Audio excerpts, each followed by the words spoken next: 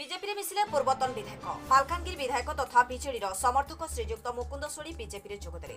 निर्वाचन पाखई आसुची सेपटे नेता मंत्री दल दिया पर्व भी आरंभ होइछि। किए बीजेपी बीजेडी तो किए बीजेडी कांग्रेस एथिरे बाद भी पड़िनी।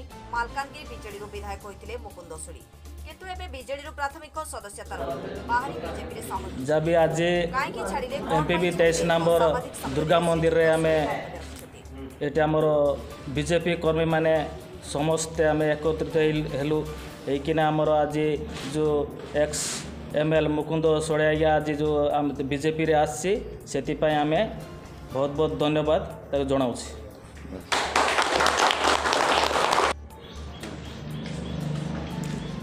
आमे 23 नंबर गाँ समस्त मिसिकरी आमर प्राक्तन एमएलए श्रीजुक्त मुकुंद भाई को संबंधना जनाऊँ कहीं से मझे टिके रास्ता भूली जाइथिला एबे से रास्ता आसीगला आम बीजेपी आसीगला से आम समस्त मिसिकरी संबंधना जनाऊँ। नमस्कार। बीजेपी रे आपन काम करूँ तो आपन पछरे आम समस्त अच्छु।